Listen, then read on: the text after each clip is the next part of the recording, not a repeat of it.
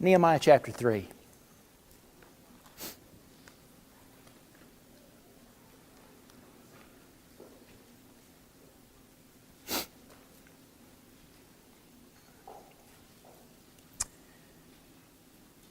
Then Eliashib, the high priest, arose with his brothers, the priests, and they built the sheep gate.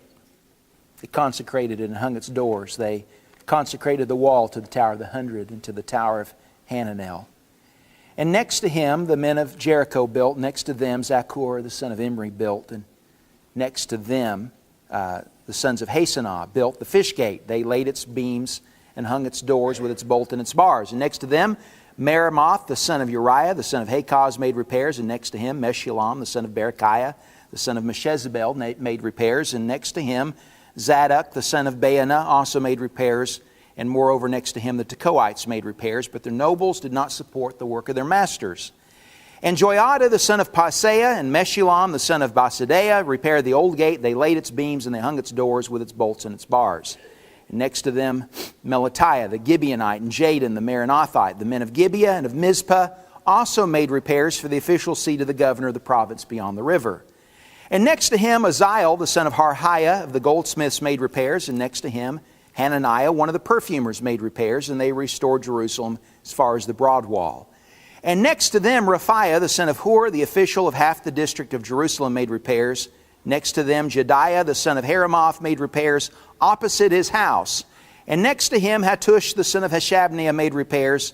Melchijah, the son of Haram, and Hashub, the son of Pahath Moab, repaired another section of the Tower of the Furnaces. And next to him, Shalem, the son of Halohesh, the official of half the district of Jerusalem, made repairs. He and his daughters. You get the idea. If you're reading through the Bible, and you come to a passage like this, is probably one of the chapters you skip, I imagine. And we don't often read chapters like this because they're names, and they're not people we know, and they're hard to pronounce. The secret to that is just to pretend like you know what you're saying, because nobody else knows how to say them anyway. So just pronounce them with confidence, and you look like you know what you're talking about. But they're foreign to us, literally. And so we don't know who they are. But this is not just a bunch of names, any more than if I were to name the names of all the people that are assembled here.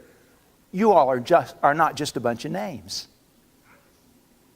You are a person that matters, and a person that matters in God's purpose.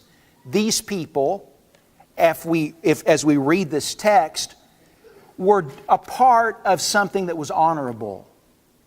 They came to Jerusalem to rebuild a city that had been decimated by their enemies and that had lain vacant and in ruins now for over 100 years. There had been 2 returns before Nehemiah. Nehemiah led another return to this city to do the work of rebuilding the walls, of making it a legitimate city again with protection. His heart was broken when he heard that the walls were torn down and that the city still lay in ruins, and he wanted to see it rise from the ashes so that God's purpose for the people there could be fulfilled, the destiny that he had in mind for his chosen people. And so he led a people there to build. And so the people that we read of here are people that are honorable mentions. They are the people who made great sacrifice to come with Nehemiah and to join him in the work of rebuilding. We read just casually that some of them made great sacrifice to do so. It talks about how some of them were not supported by their countrymen. Their countrymen did not support the work of the nobles as they were engaged in the wall of rebuilding. And we read, if we were to look at other chapters, that there were enemies who were opposing the work that they were doing.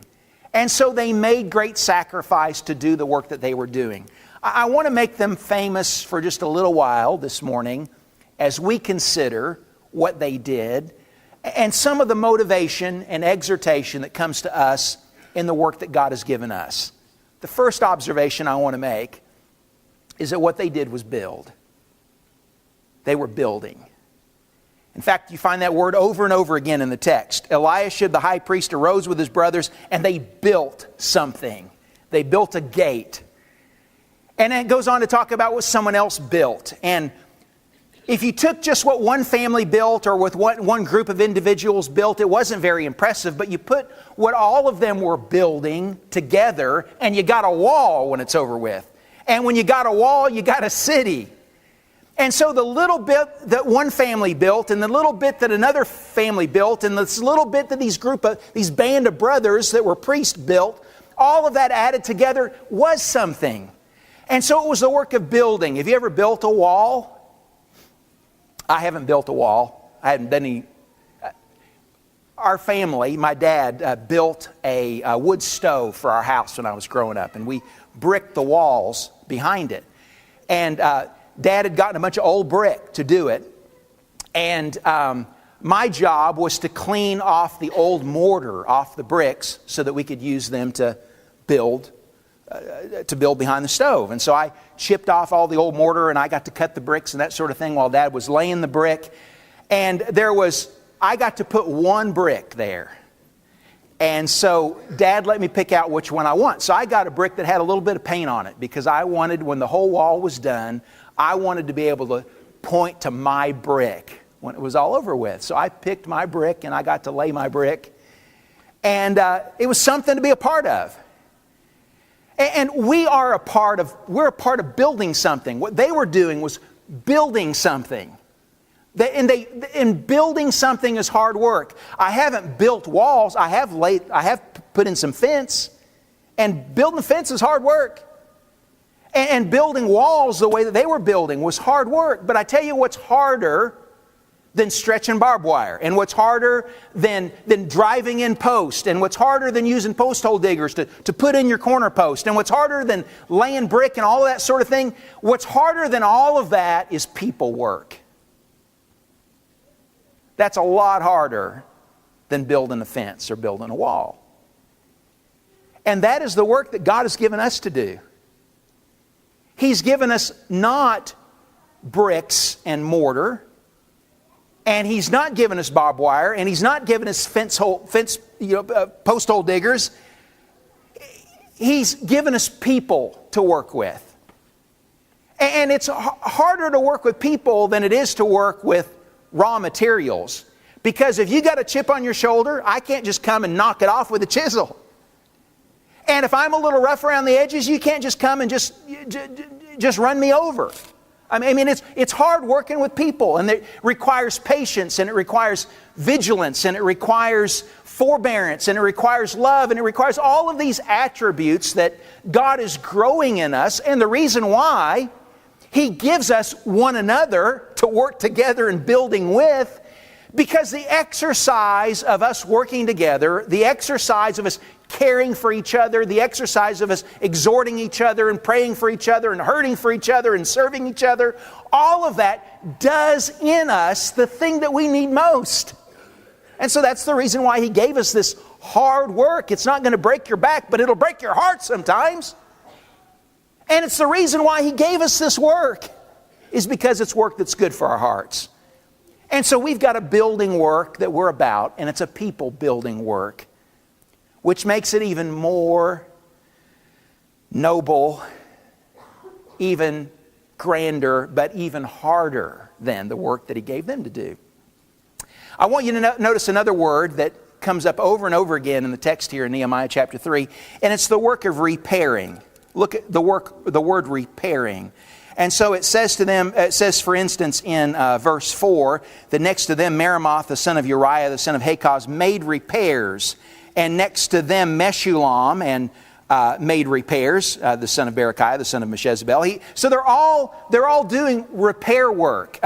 We need to remember that this was not, they didn't just go down to Lowe's or go down to Home Depot and get a bunch of brand new stuff and bring it into the city, and they brought in a bulldozer and excavated it. No, it was not that way.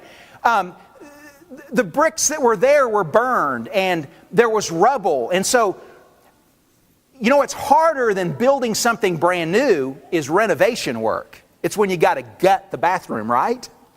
It's when you got to rip stuff out, the old stuff, the damaged stuff, and then replace it with new stuff. That's harder to do. And that's the work that they're doing. They're doing the work of repairing. And when you're doing restoration work, when you're doing repair work, when you're doing renovation work, you can get awfully weary doing that. And there were times when they got discouraged, and there were action steps that Nehemiah needed to take in order to give leadership so that they didn't get discouraged in this work of repair. We can lose our motivation. Our balloon can become deflated. We can lose our momentum. It can peter out. It can wane. And it's important for us to keep coming back in our motivation to why we're here. What are we about? What are we really doing? What are we committed to? Who are we committed to? Ralph's taken up cycling recently. I love bicycles. And one of the things I love about the bicycle is what a masterful piece of engineering it is. It's very simple, the kind of drive mechanism by which it works. It takes the most efficient engine that's ever been created, the human body, and it leverages that in order to make a wonderful mode of transportation. And it all has to do with these gears and pedals. And so you've got a cog that's connected, a gear with teeth to the back wheel, and then you've got one that's connected to the pedal. And between that gear in the front and that gear that's connected to the wheel is a chain. And so when the big cog turns, when the big gear turns, the little gear turns. And it's such a simple connection.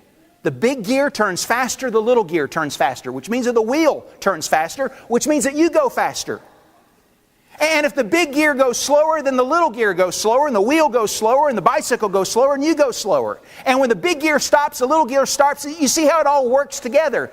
All because of that simple tie that binds the two together. Now, what if we made it a lot more complicated kind of contraption? And so there were not just two gears, but there was a gear here, and there was a gear here, and there was a gear here, and there was a gear here. And rather than this straight kind of connection, we had this kind of serpentine chain that wrapped around all these different gears, and then it all worked that way. Can you see how vulnerable that would be? Just think if one of those little gears broke down some way. Then the whole thing stops. And so you make it a lot more complicated than the kind of simple tie that drives the two, that makes the whole thing work. Now, the reason for that illustration is this. I can make my relationship with God really, really complicated. And what I mean is this. Things are well with me and God so long as everything's good with my health. So long as everything's good with my marriage. So long as everything's going right with work and I'm in the job and I have the role that I want. Everything's well with me and God so long as everything's good in my neighborhood or everything's good in the nation or everything's good with my friends. That's not the world we live in, folks. We live in a world where things are broken. We live in a world where people hurt. We live in a world where things are always going to be under repair. I got to get glasses soon. Like this week. I'm having to hold my Bible out here to read the words. And it ain't going to get any better. I hurt when I get up in the morning. Do you? And I know that I don't have anything to complain about because a lot of you hurt a lot more than I do. But that is our world. It's a world where things are breaking down. And it's going to keep breaking down. Because this is not where it's at. This is not the end. What's going on here? But what can happen with my life, though, is that I make my relationship to God contingent on all of these other factors being well some way, being right some way. And they aren't that way. And the kind of perspective that I need to have is of just me and God. Just me and God. And there is between me and Him this tie that binds the two of us together. And I don't have a relationship to God that is driven by all of these other factors in my life, or that is contingent upon or depends upon anything else in my life. What drives everything else, is me and God. Does that make sense? He's what moves me. He's what determines how I behave in my marriage and how I behave on my job. And the kind of perspective that I have that's always optimistic because He reigns. And so that's got to be the driving force. And that's what's happening with these folks that come to Jerusalem, is that this is God's work. And so it's going to prevail. This is God's work, and nothing's going to get in the way of it. This is God's work, and it's repairing work, and it's hard work. But God is going to win in this. And we know that. And so I'm not going to make my relationship with Him be contingent on anyone else, on anything else. I trust Him. And that's how we keep our optimism, is we keep coming back. We keep coming back to our relationship with Him. The tie that binds us to Him is the one that matters. They didn't just work in building and do the work of repairing, but did you notice that there aren't any masons in the bunch? As it describes the profession of the different people, there's nobody that was that was their job. They all had other jobs. And so when at the front of the list are priests, and they're building walls. And as you run down the list, you find other people. You find other people like that. And so look at look, if you would, down at verse 7. It talks about how Melatiah the Gibeonite and Jadon the Meronothite, the men of Gibeon and of Mizpah, made repairs for the official of the seat, the governor of the province beyond the river. These men don't even live in the city. They're from Gibeon and they're from Mizpah. And so they don't have any business being there, but they're there and they're working. And Aziel in verse 8 is a goldsmith. And then here's a job that Flynn said he'd love, the job of a perfumer. And he's making repairs. And then if you look down at verse 11, we read about Melchijah, verse 12. Shalem, he's a politician, and he's working, and so are his daughters. They're out working on the wall too. And so this is not the work of a people who are experts in the field. They are a bunch of amateurs. But they're coming and they're doing the work, and you know what? They got it done. They did the work. Because God took these bunch of amateurs who were full of heart, who were full of His purpose, and He did something with them. That is us, folks. That is us. And it's not... all of us are inexpert at righteousness. All of us bring our own baggage to this. All of us bring our own parts of us and who we are and what we've been and where we are that are a bit out of sorts. And we have limitations both in skill and in perspective and in maturity and in our own character. But God will bless the building that we do, and God will bless the restoration that we do and the repair that we do, because that is just the habit of God. What He does with the people here is the same thing that He did with David, is the same thing that He did with Samuel, is the same thing that He did with every judge that we could cite, is the same thing that He's always done all along the way with a bunch of fishermen. What He did with them is what He's doing with us.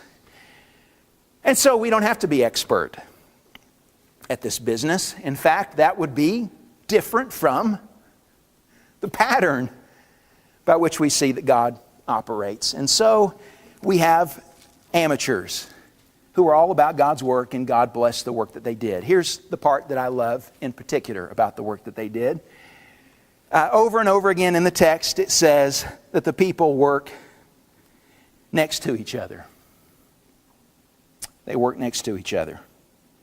And so it says in verse 2 that next to him, that is next to Eliashib the high priest, the men of Jericho built, and next to them Zaccur the son of Imri. And then verse 4, next to the sons of Hasenah is Meremoth. And over and over and over again to redundancy, to monotony. We're told that they worked next to each other, and yet there's nothing redundant or monotonous about that. It's beautiful, the picture of them working next to each other. Here's the scene that I see. Think about it Monday morning. And everybody gets up before the sun has even come up. And there's campfires all around the city of Jerusalem. And people are living in tents, not in houses, as they're camped there. And over here is a group of leaders, and they're together, and Nehemiah's got all the bunch around a set of blueprints. They've got rolled out on a big table, and they're all studying the blueprints, and they're talking about what they did the day before and what's projected for the coming day. And there's somebody that's made some coffee for the bunch, and there's somebody that's scrambling up some eggs and cooking some bacon. Maybe not bacon, they're Jews. But whatever meat goes with eggs in Jerusalem. And so they're cooking up breakfast, and they're talking about the day. And then the sun starts to come up. And everybody grabs their pick, or they grab their shovel, or they grab their hammer and their chisel. And somebody's got a wheelbarrow. And there's another group of people that have been assigned to keep guard over the day. And so they've got the trumpets and they've got the weapons. So they're keeping watch to protect their brothers. As the sun comes up, you see a silhouette of people march into their place along the wall, and it's a beautiful sight of the people going to the work. And they're going to the work together. And if you were to look up at any point during the day and wipe your brow, you look down the way and you see somebody else whose cheek is smudged because they've been working on the wall. And all up and down the city, from north to south and from east to west, the people are working together. And it's a beautiful sight. And they're next to each other. And they know that they're next to one another. And they know that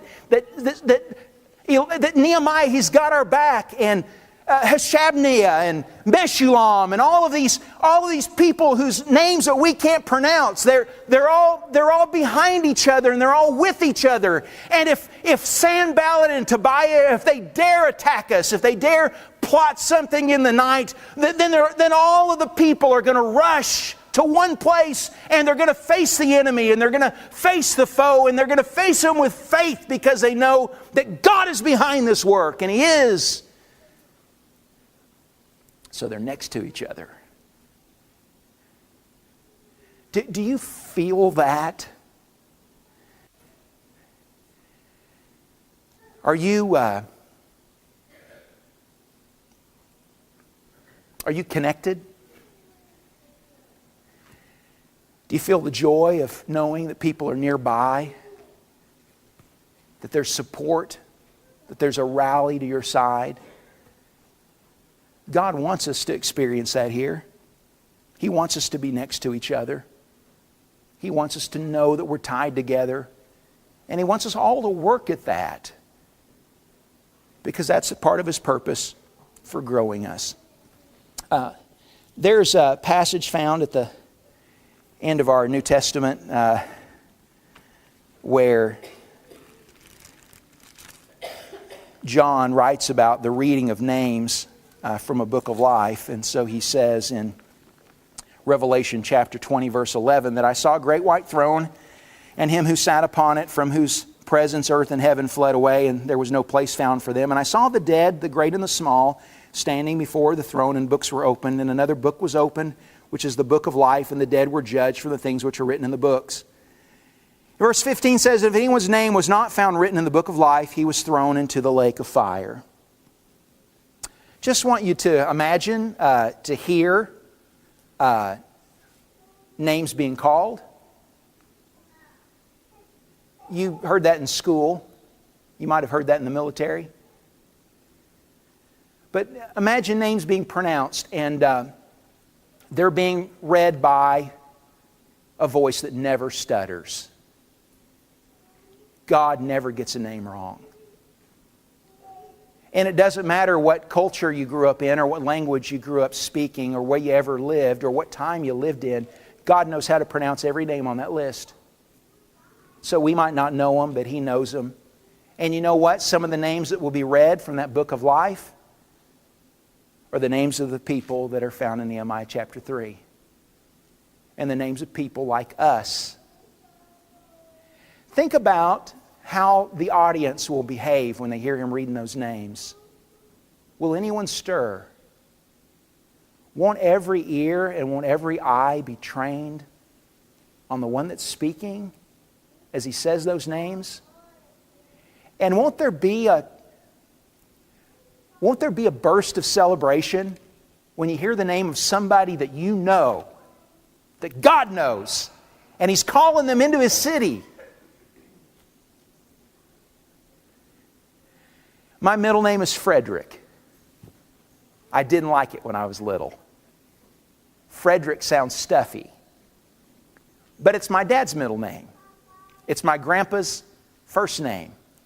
And so I like it now because of the connection to my dad and because of the connection to my papa. If the Lord wants to call me Frederick on that day, that'll be just fine. And if He wants to call me just by my first name, that'll be fine too. And if He wants to call me by all three names, that'll be all right too. But I tell you what I want.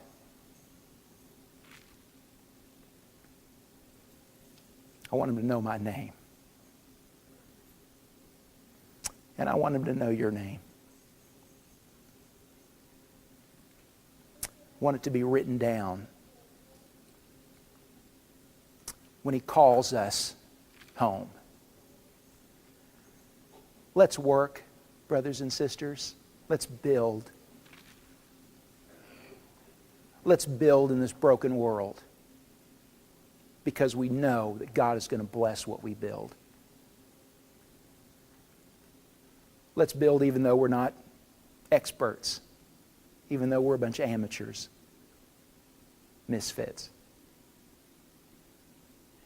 And let's build next to each other. Because we all need a hand, right? If you're not a part of God's band of builders, won't you come and join us? There is no happier, there is no more joyful and contented life than a life that's in His service. It's the only life that matters. It's where you know love, real love. Won't you come to Him as we stand and as we sing?